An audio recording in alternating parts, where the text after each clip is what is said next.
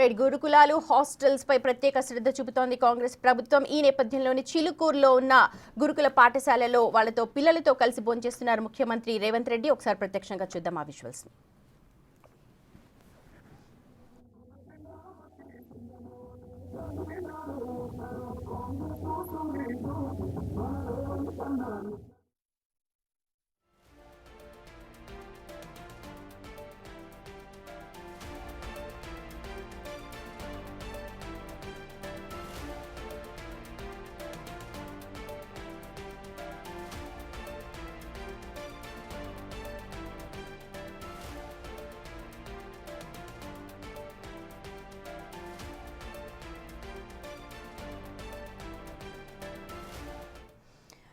Right నేటి బాలలే రేపటి పౌరులు అన్న నినాదాన్ని నమ్ముతూ కాంగ్రెస్ ప్రభుత్వం హాస్టల్స్ అలాగే గురుకులాలపై ప్రత్యేక శ్రద్ధ చూపుతోంది. వాళ్లకు నిత్యం భోజనం కావచ్చు, అలాగే వసతులు, మౌలిక వసతులకు సంబంధించి కూడా ప్రత్యేక శ్రద్ధ వహిస్తూ ఉన్నారు. వాళ్ళకి గతంలో కంటే కూడా మెరుగైన వసతులు కల్పించాలి అన్న లక్ష్యంతో మెనూని పెంచారు, న్యూ కాస్మెటిక్ మెనూని పెంచారు, కామన్ డైట్ని పెంచుతూ ఉన్నారు. ఇవన్నీ కూడా వాళ్లకు బాగా చదువుకోవడానికి దోహదపడేలాగా ఉండాలి అని కొత్త మెనూ చార్ట్ని కూడా అక్కడ ప్రదర్శిస్తున్న దృశ్యాలు మనం చూస్తూ ఉన్నాం. మొత్తం రాష్ట్ర వ్యాప్తంగా ఉన్న గురుకులాలు కావచ్చు, హాస్టల్స్లో పిల్లలు బాగా చదువుకోవడానికి దోహదపడే అట్మాస్ఫియర్ని, అంటే ఆ పరిసరాలు అలా ఉండాలి అని వాళ్ళకి కావాల్సిన భోజన వసతులు వీక్ 1 ఏ డైట్ ఫాలో అవ్వాలి, వీక్ 2 ఏంటి, వీక్ 3, వీక్ 4 అంటే నెలలో 4 వారాలు కూడా ఎలాంటి ఫుడ్ని తినాలి, ఎలాంటి ఫుడ్ వాళ్ళకి ఇవ్వాలి అన్న అంశాలపై ఒక చార్ట్ని కూడా విడుదల చేశారు. ఇదే చార్ట్ని రాష్ట్ర వ్యాప్తంగా ఉన్న గురుకులాలు, హాస్టల్స్లో కూడా పెడతారు. అయితే ఉపాధ్యాయులు కూడా దీనిపైన ప్రత్యేక శ్రద్ధ వహించాలి అని ముఖ్యమంత్రి రేవంత్ రెడ్డి కోరుతున్నారు. ఎందుకంటే ఇంట్లో కంటే కూడా హాస్టల్స్ అలాగే గురుకులాల్లో ఎక్కువగా ఉంటుంటారు. పిల్లలు చదువుకోవడానికి అక్కడ అట్మాస్ఫియర్ కూడా చాలా బాగుంటుంది కాబట్టి ఆ ఫుడ్ కూడా అంతే విధంగా ఉండాలి. అలాంటి నాణ్యమైన ఫుడ్ని, నాణ్యమైన ఆహారాన్ని అక్కడ అందించాలి అని ఒక దృఢ సంకల్పంతో అక్కడ మొత్తం మెనూ చార్ట్ని కూడా చేంజ్ చేశారు. చూడొచ్చు మనం, వీక్ వైజ్ ఉంది. వీక్ 1, వీక్ 2, వీక్ 3, వీక్ 4, అలాగే మండే, ట్యూస్డే, వెడ్నెస్డే అంటే వారానికి 7 రోజులు ఏముండాలి, వారంలో 4 వారాలు ఏముండాలి అన్న క్లియర్ కట్ చార్ట్ని అయితే అక్కడ విడుదల చేశారు. ఈ చార్ట్స్ అన్ని కూడా ప్రతి గురుకులాలు, హాస్టల్స్లో అక్కడ అంటిస్తారు. అంటించిన తర్వాత అదే డైట్ చార్ట్ని ప్రతి ఒక్కరు కూడా ఫాలో అవ్వాల్సి ఉంటుంది. ఆకస్మిక తనిఖీలు ఖచ్చితంగా ఉంటాయని చెప్తున్నారు. ఎందుకంటే నిన్నటి నుంచి కూడా ఆకస్మిక తనిఖీలు చేస్తూ ఉన్నారు.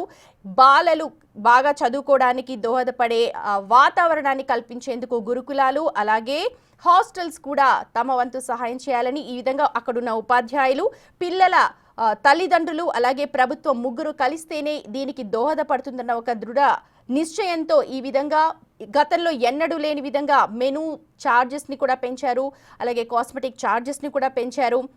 మొత్తం పిల్లల భవిష్యత్తు బంగారుమయం కావాలన్న ఒక ఉద్దేశంతో వాళ్ళతో డైరెక్ట్గా మాట్లాడుతున్న దృశ్యాలు మనం చూడొచ్చు. చిలుకూరు, రంగారెడ్డి జిల్లా చిలుకూరులో ఉన్న గురుకుల పాఠశాలకు సంబంధించిన విజువల్స్ అవన్నీ కూడా వాళ్ళతో కలిసి భోజనం చేస్తున్న దృశ్యాలు మనం చూడొచ్చు.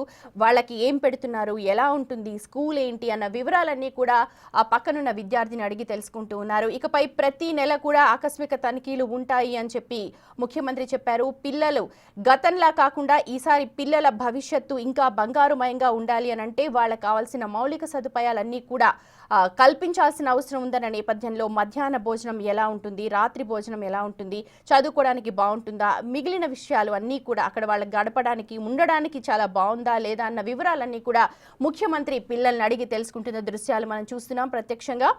ఈ కార్యక్రమాన్ని ఒక ముందుకు తీసుకువెళ్ళడానికి, ఇంకా మంచి భవిష్యత్తు కల్పించడానికి అందరూ అధికారులందరూ కూడా సహాయం చేయాలని, అందరూ ఉపాధ్యాయులు ముఖ్యంగా ఎవరైతే గురుకులాలు, హాస్టల్స్లో ఉంటారో ఉపాధ్యాయులు ఖచ్చితంగా వీటన్నిటిని పాటించాలి అని ముఖ్యమంత్రి చాలా స్ట్రిక్ట్గా చెప్పినట్టుగా మనకు తెలుస్తోంది.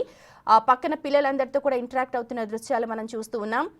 మధ్యాహ్న భోజనం ఎలా ఉంటుంది, గురుకులాల్లో ఎలా పెడుతూ ఉన్నారు, అంటే ఎవరైనా అధికారులు వచ్చినప్పుడు ఎలాంటివి పెడుతూ ఉంటారా, లేకపోతే సాధారణ రోజుల్లో కూడా వాళ్ళకి ఏమేమి పెడతారు, ఎలాంటి ఫుడ్ వాళ్ళకి పెడుతూ ఉన్నారన్న వివరాలన్నీ కూడా అడిగి తెలుసుకుంటున్న దృశ్యాలను మనం చూస్తున్నాం. ప్రత్యక్షంగా విద్యార్థులతో కలిసి భోజనం చేస్తున్నారు ముఖ్యమంత్రి రేవంత్ రెడ్డి.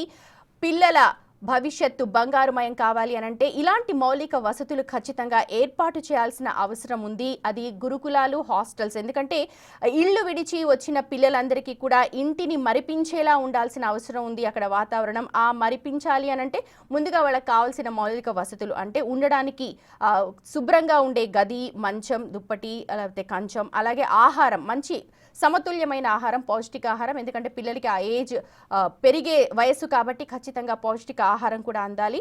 గతంలోలా కాకుండా అంటే గత ప్రభుత్వాలు ఏవైతే నిర్లక్ష్యం చేశాయో ఆహారానికి సంబంధించి కావచ్చు, లేకపోతే నాణ్యతకు సంబంధించి కావచ్చు, అవన్నీ కూడా లేకుండా ఇప్పుడు పగడ్బందీ ఏర్పాట్లు చేస్తూ ఉన్నారు.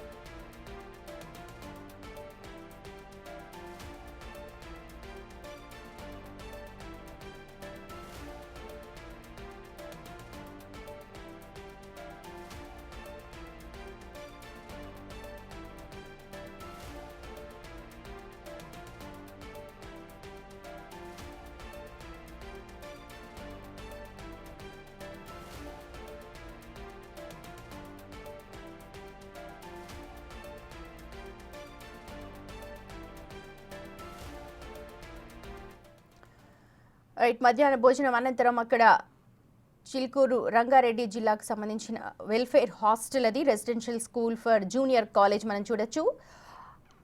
మా ప్రతినిధి రాఘవ్ ఉన్నారు మనకు పూర్తి అప్డేట్స్ అందించడానికి. రాఘవ్, చెప్పండి.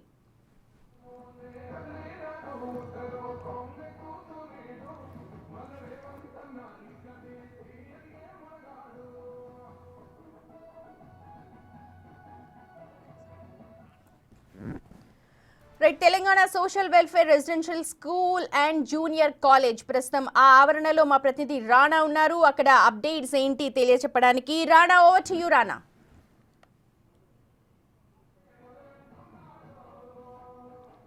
ఎగ్జాక్ట్గా ముఖ్యమంత్రి ఇక్కడికి వచ్చిన తర్వాత విద్యార్థుల్లో ఒక ఎక్సైట్మెంట్ అనేది కనపడింది. ఎందుకంటే దాదాపు ఇన్ని సంవత్సరాలు 40 సంవత్సరాల నుంచి కూడా ఎప్పుడు కూడా ఇలాంటి రెసిడెన్షియల్ స్కూల్లో మెనూను మార్చడం కానీ, లేకపోతే పాఠ్య పుస్తకాలు మార్చడం కానీ, లేకపోతే ఫుడ్ మంచి నాణ్యమైనటువంటి ఫుడ్ అందించడం కానీ ఇవన్నీ ఎప్పుడూ జరగలేదు.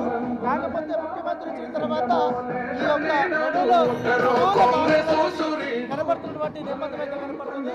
ముఖ్యంగా ఒక న్యూ కామన్ డైట్ మెనూని ఒకటి తీసుకొని వచ్చినటువంటి నేపథ్యం, అదే అంశాన్ని ఇవాళ ఆయన ముఖ్యమంత్రి తన చేతుల మీదుగా కూడా ప్రారంభించిన తర్వాత ముఖ్యంగా ఈ రెసిడెన్షియల్ స్కూల్లో ఎలాంటి సౌకర్యాలు కల్పించాలి వీళ్ళకందరికీ అనే దానిపై కూడా ఆయన చాలా సూటిగానే ఇవాళ చెప్పారు. ముఖ్యంగా ఇక్కడ అందరూ గురుకులం సంబంధించినటువంటి మొత్తం ఐఏఎస్ ఆఫీసర్స్ కానీ, సెక్రటరీ కానీ వీళ్ళందరూ వచ్చారు. అధికారులు అందరి ముందు కూడా ఇవాళ మొత్తం రాష్ట్ర వ్యాప్తంగా ఉన్నటువంటి ఈ వెల్ఫేర్ రెసిడెన్షియల్ స్కూల్స్ కానీ, జూనియర్ కాలేజెస్ కానీ ఏముంటాయో అక్కడ ఫుడ్ కానీ, అలాగే అక్కడ ఉన్న మౌలిక సదుపాయాలు కానీ బాగలేకపోతే మాత్రం ఖచ్చితంగా ప్రభుత్వానికి చట్టం వేరుస్తుంది. మీరు వెంటనే వాటిపైన ప్రత్యేకమైనటువంటి దృష్టి పెట్టండి కూడా ముఖ్యమంత్రి చాలా క్లియర్ ఇండికేషన్స్ కూడా ఇచ్చారు.